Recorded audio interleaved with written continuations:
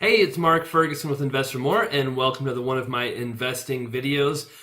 Today, I'm going to go through a full fix and flip video. So I haven't done one of these before. A lot of times you'll see my before videos on my flips, and then once we're done with the property, we'll do an after video. This shows what the flip looks like after we're done with it. On this video, I'm going to show you the before video, the after video. I'm going to talk about how I found the deal. In this case, it was the MLS, the multiple listing service. I'm going to talk about fixing it up and hiring contractors. And then at the end, we're going to go over all the numbers, how much I made, what the house sold for, and kind of put a closure on the project after it's all been said and done. So this is the first time I've done a video like this. It's kind of a retrospect, doing it after it happened. So a lot of these videos I've done after the house sold, but in the future I'm going to try and shoot more of these during the actual process so you can see exactly what's going on, see what we thought might happen, then see what actually ended up happening, and just go through the whole process. But I hope you like this video. If you do, please let me know. Leave a comment, give us a thumbs up. Let me know if you want me to do more of these, and I will put them together. All right, let's get started. I'm going to start off with how I found this property. And if you're looking for more information on my flips, how to find them, finance them, repair them, all of that, I've got a ton of information on investormore.com. That's my blog. And we do a podcast. I've got books as well on Amazon, so lots of resources. But here we go. Here is how I found the deal. All right, so here I am on my start screen for the MLS system.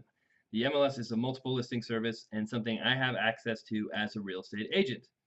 If you are not an agent, you probably won't get access to that. So there's a huge advantage to be an agent, have access to this system. I can see most houses that are listed for sale. A lot of people will tell you you can't get a good deal from the MLS anymore.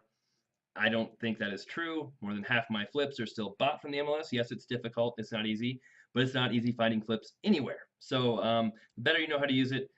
If you're an agent, also a huge advantage. You can definitely get deals with this system.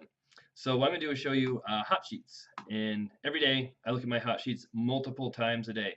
And what that is just a report that shows me new listings that came up since the last time I searched for new listings. So if you see right here, it says 3:10 p.m. was the last time I looked. You search right here, look right here, it says 3:14 is right now. I was just messing around, had to redo this video. So that's why that time is so quick. We'll make it an hour back, so we'll get some properties. And all you is actually we're going to go to basic criteria and put in my county. That's all I need to search for. We'll search, and boom, it'll show me all the properties that came up for sale since the last time I looked at the MLS system. So when I was looking for the other house, I just scrolled down the addresses. I know the addresses very well. Saw a price that looked decent, clicked on it, and boom, it popped up for me. This house is super cheap, by the way, but it's in Grover, which is really far away, really tiny, and has a really slow real estate market. So I'm not interested in that house. But I will show you the house I bought. So I can go over here, type in the address, and I'll pull it up. So here is the another sale in 2008. It sold for $85,000. So prices have changed drastically in our area. As you can see, I bought, or it was listed for $145, and we thought that was a smoking deal back in November. So what happened was, came up for sale for $145. We looked at the price, bedrooms and baths, square footage, year built, lot size, all of that stuff. We can look at the pictures, go through and see what shape the house is in. Obviously it's priced really well, so it's probably not going to be amazing inside. And if everything looks somewhat decent, it could be a good deal. I will schedule a showing right away to go see it. I will not waste any time. As an agent, my schedule is very flexible. I can also don't have to wait for someone else to show it to me. I will get in there as soon as they will let me in there. Sometimes the house is occupied and needs some notice. Sometimes it's vacant and I can go immediately to go see it. So in this case, I was out of town, I think, and Nikki, my project manager, went to see the house, told me about it, said, I like it, let's make an offer on it. So we made a full price offer with no inspection, no appraisal, no contingencies, and they came back a day later and said, hey, we really like your offer, but we have other offers. Do you want to raise your price at all? So I looked at my numbers. looked at what I thought the repairs would be, all of that, and I figured we can go up a little. We offered 151, 250. They accepted our offer. Yay! On top of that, I'm an agent, so I got paid a 3% commission for buying this house as well. So that's $4,500 or so in cash I got back when we bought the house. So that is the quick and simple way of how we search on MLS. And it's really not that easy to get great deals on the MLS system. It takes a lot of work. I'll go a month or longer without seeing a really good deal on the MLS that I want to make an offer on. It's not something where you can just look one day and be like, oh, there's no deals on here, I'm not even going to try again. It takes persistence and hard work and flexibility to get these deals. So it definitely will not happen after one try. All right, so next up, we're going to show you exactly what the house looked like. Hey, it's Mark Ferguson with Invest for More. I'm standing outside my latest fix and flip purchase. This now gives me 22 flips going at one time. So we'll take a look at the property. I'll give you all the numbers, show you what we have to do for work, and yeah, take a look at the property. Before we get started, make sure you check out investformore.com for more information on my flips, rentals, and all that good stuff. You can also check out my weekly podcast, and I've got a fix and flip scoreboard under my resources that shows all my flips, the numbers with videos, all that good stuff. All right, so I bought this property off the MLS. It was listed for $145. Of course, they had multiple offers, and we ended up offering $151, $250. No inspection, and we got the property at that price. This home is a 3-bedroom, 1 bath right now. But we can definitely add another bedroom, maybe bath, but probably just make it a 4-bedroom, 1 bath. Probably needs 25 to 30,000 work, and hopefully we'll be looking about 220 in that price range once it's fixed up. So it's got a little stove. I don't know if we'll keep that, probably not. But under this carpet is hardwood, so we'll probably take this stove out, make this a bedroom. At one point, you can see the ceiling there. They took a wall out. It probably was a bedroom, so that'll be an easy 4th bedroom right there.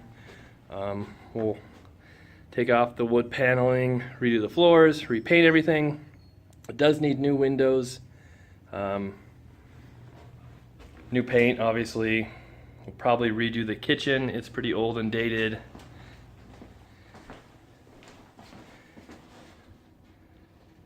The outside needs some work. I'll show you. Here's the 1 bathroom. Here, not in bad shape, but pretty cheap and basic. Really tight too. This is an interesting house. This is my first time seeing it. Nikki on my team is the one who saw this one, told me to make an offer on it. She looked at it. I was unavailable, so good job to her. Here's 1 bedroom.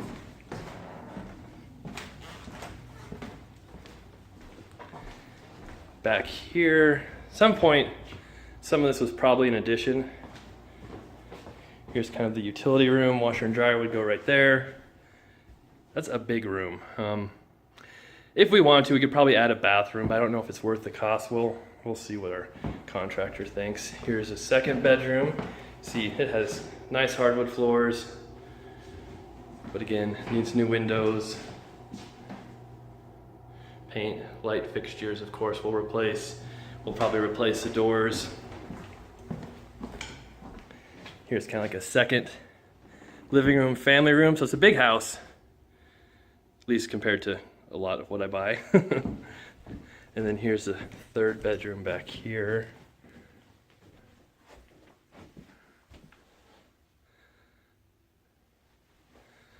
All right, and we'll take a look the outside a little bit. It has kind of a garage. They turned it into like a studio. I think we'll probably turn it back into a garage. It's more valuable that way. I haven't even been in here yet, but oh, it's not too bad. Concrete floor, pretty good size. It's not falling down, which is always a bonus.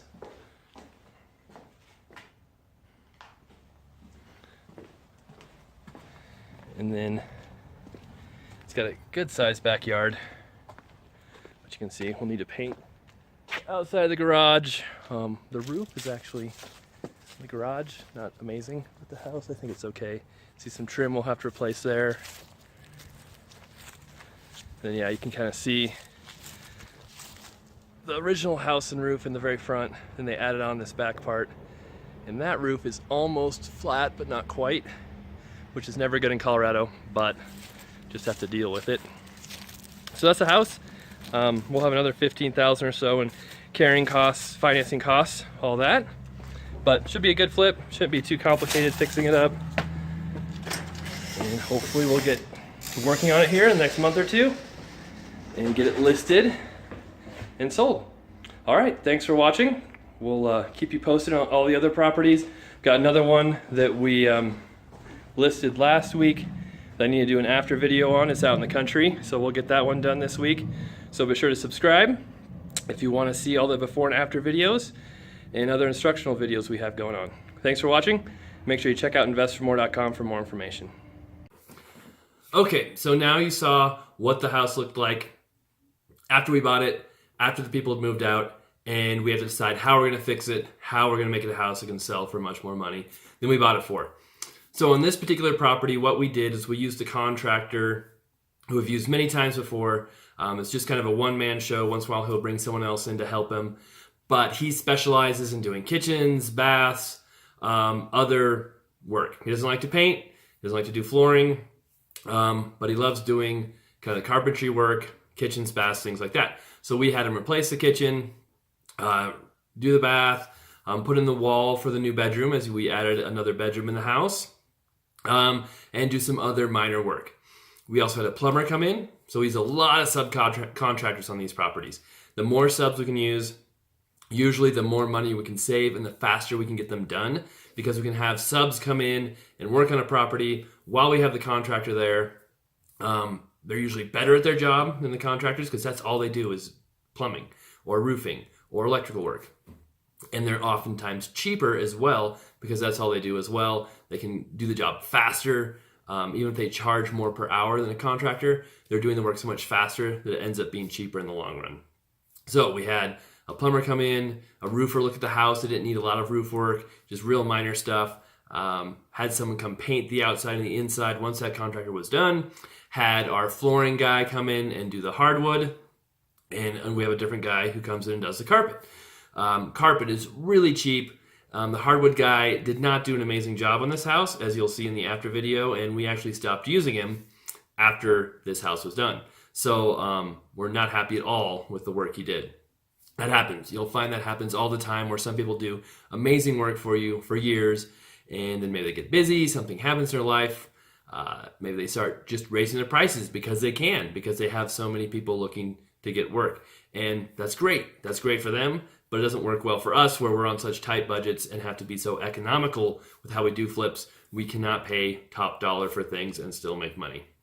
And if they don't do good work, then we can't use them either because it makes us look bad. People start to wonder what else is wrong with the house if something so obvious as a hardwood wasn't done right. So we ended up doing, like I said, one contractor did a lot of the work, had brought in subs for the other stuff, HVAC, had to have some work done on it. And we get pretty much all of our materials from Home Depot right now. We have a Managed Pro account where we can get amazing discounts, cash back, and they treat us really well because we were one of Home Depot's top spenders last year at my local store. We were the top spender for much of the year. I don't know where we ended up finishing, but we spent over $400,000 last year at Home Depot. So they give us preference on a lot of different things. That's why we use them. All right, so that's kind of how the repair process went. It took us probably a couple months to get the whole thing done, which isn't too bad. Having a one-man contractor slows you down a little bit, but a lot of times it's also cheaper. So there's that whole trade-off again of paying a lot of money versus economics and what works best. All right, here is the after video and how it turned out. Hey, it's Mark Ferguson with Invest for More, and I'm standing outside one of our completed fix and flip properties.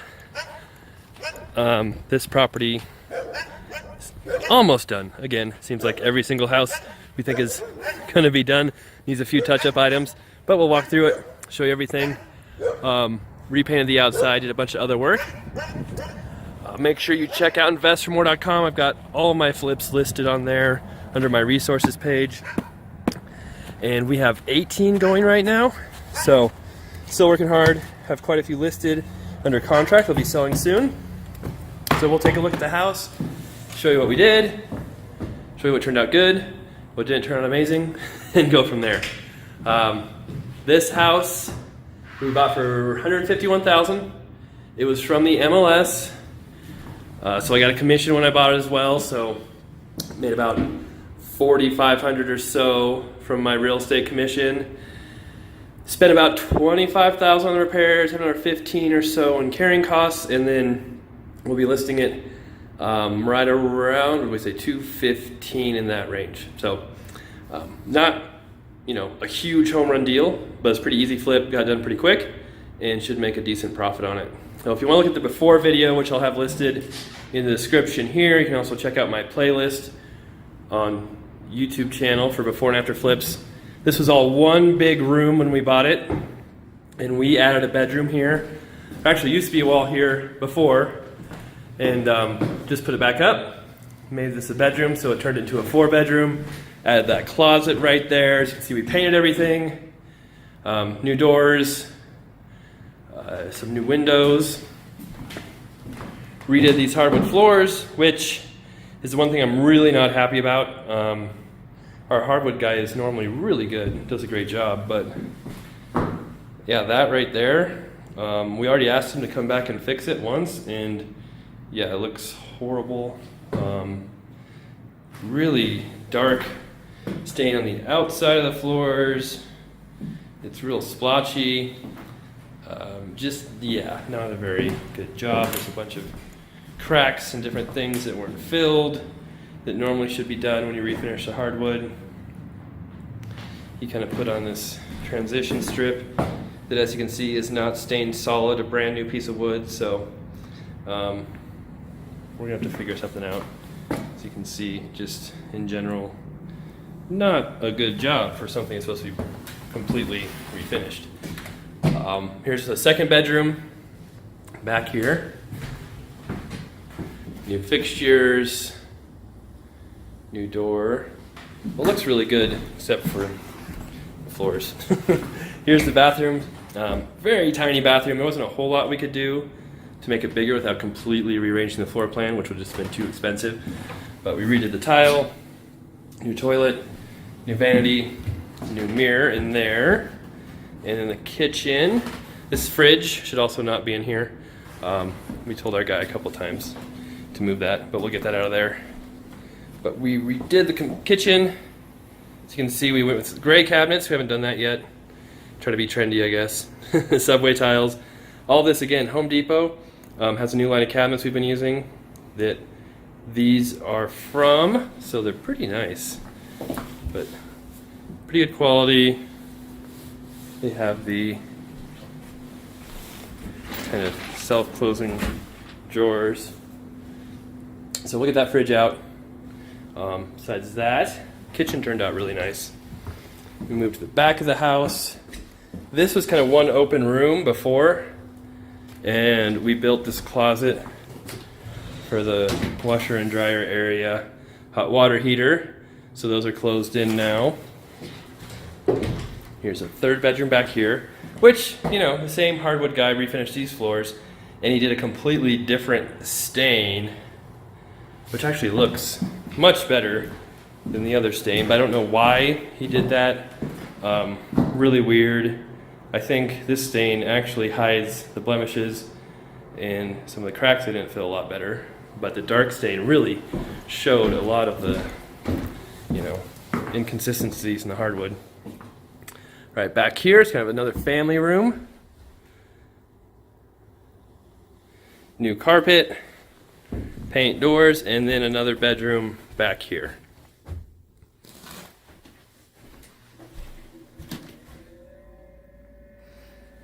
All right, so that's the inside of the house. And on the outside, The roof is good, so that's nice. Bonus, I feel like I replace every roof. But we did paint everything. We're thinking about turning that into a garage. We could not make the garage door work very well. It's been really small. So we just left it kind of a studio in there. I think I forgot my key up front, so sorry, won't be able to see the inside. Here's the backyard. And the back of the house, which we cleaned up as well. So at 2:15, and we have a little spot there, the painter didn't quite finish, so I'll have to get that done too. But at 2:15, this would be one of the most affordable houses in town. Should sell really fast. Hopefully we can get it listed this week soon. I'm not real sure what we want to do in the hardwood yet, if we want to have it refinished again or just list it as it is. I don't want to list it as it is because it doesn't look good at all, but we'll figure that out today and get it listed sometime this week and keep moving on. So I think we have 4 flips under contract to sell right now. A couple more listed. This will be another one listed. So off to a good start for this year. And I should have another finished video this week, and hopefully we'll have a few more before February is up. All right, thanks for watching. Again, make sure you check out investormore.com if you want to see the numbers on all the flips, before and after videos, all that good stuff. And then have my weekly podcast as well if you want to check that out and see what's going on with me. And thanks for watching. We'll be back with some more videos. Hey, I'm standing outside the house. We just sold it. There it is. My hair's a little crazy. That's my wife's fault. She wanted to see what my hair looks like grown out, so that's why it's a little long. But we ended up getting $226 for this house after listing it for $214.9. So that worked out well. Just picking up the sign and lockbox, and we'll get all the numbers for you here shortly. Okay, so we listed that house for $214.9. I kind of assumed we'd have multiple offers on it at that price, and we did. And we ended up accepting an offer for $226. You can see it right here, sold on March 23rd. 3 days till an offer, 38 days till closing. The nice thing about this house, it seems like something always goes wrong. Inspection issue, appraisal issue, financing issue with the buyers. This one went really smooth, almost nothing went wrong. It's really surprising. I don't know what happened, why that happened, but great to see. So we have the 4th bedroom now. We added that and worked out really well. So let's look at the numbers. All right, I put down all the numbers and everything here for you guys to look at. Bought it for $151,000. Oh, that should be $250. Whoops, I'll fix that. Sold it for $226. We spent about $25,800 on the repairs. If you notice in the videos, I will throw out different repair numbers, carrying cost numbers, and I'm not doing that to try and deceive anybody. I do that because I honestly don't know exactly what they are when I'm doing those videos. I'm kind of estimating them in my head from experience, so it depends on our financing as well, what those costs will be. And most of the time I'm doing those videos, I'm not preparing, getting all these numbers ready and looking at everything in detail. I kind of fly by the seat of my pants, which is how I run most of my business. I'm a very broad, kind of big thinker. I don't like tinkering with minute details. So that's what I have other people for. So that's why you'll see some different numbers being thrown out there, because really I don't know exactly what they are myself until I do a report like this. And I usually don't even do a report like this on most of my properties. My bookkeeper does, and I sometimes look at them, sometimes don't, depending on how well the property did. But Nikki checks out everything and makes sure everything's in line. So you can see we spent like $6,000 on the contractor, materials $7,000, paint $5,200, which I think was too expensive for that house, but I like to complain about things being too expensive all the time.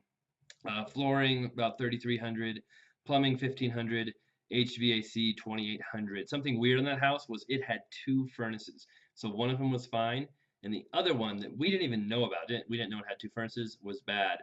And eventually, at some point, someone had added on the back of the house, and when they did that, instead of running new vents for the old furnace, they just put a brand new heating system in, and that's why there were 2 furnaces there. All right, financing costs. So I used private money to do this deal. I use a lot of different ways. I use banks, private money, once in a while hard money. So with private money, I finance 100% of the purchase price. With this particular deal, I think I was paying 10% interest in 2 points. So the 2 points are paid up front when you get your loan, based off the 151 250 purchase price. 2% of that is $3,000, and the interest over the life of me having the property was about 5671. So financing costs were 8700 or so. If I were to use a local bank, I would have to put 25% down, which takes more money, but my cost would be much lower on that. So I prefer to use banks, but it also is nice to put less money into them. So it's kind of the trade-off there. Selling costs about 8,000. I have to pay a commission to another real estate agent.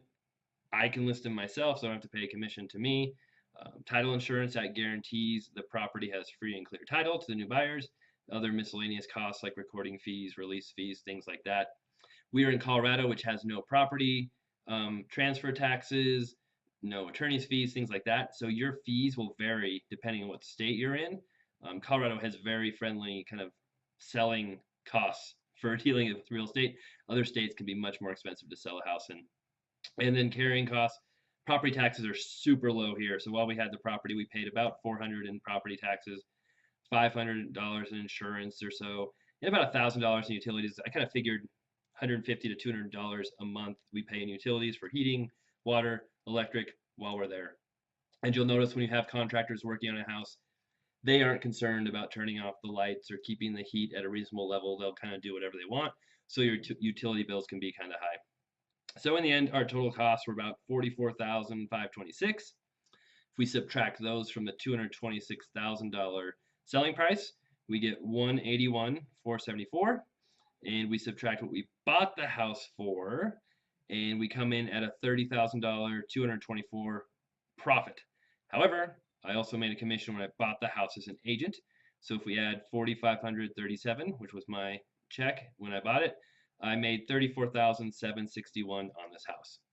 Good flip, easy flip, quick flip. I'll do deals like this all day long if I can find them. The tough part is finding them. Now, I do pay capital gains or basically ordinary income tax on flips. It's like a job. It's not really an investment. I'm happy paying taxes. The more money I make, the more taxes I pay. So that's always a good thing to me, although I want to reduce that as much as I can. I don't think paying taxes is bad, but yes, you do pay taxes on that money. I have a few other costs too. You know, I have to pay Nikki, office costs, things like that. But they also do other things like sell houses that make me money. We have agents in our team who are bringing in money by selling houses who help with this stuff. So that kind of offsets their costs. I don't really include those in these flips. All right, so that is all I've got on this property. Was a good deal. Please let me know what you think of this new video format. If you like it, you hate it, you think it's awesome. Give me a thumbs up, comment like I said earlier, and I'll keep doing more of them if you like it. And not all of them will be this great. Some will be horrible. Maybe not too horrible. Some will be awesome. But right in the end, I usually make right around 30,000 on my flips, which is pretty nice considering we did about 26 of them last year.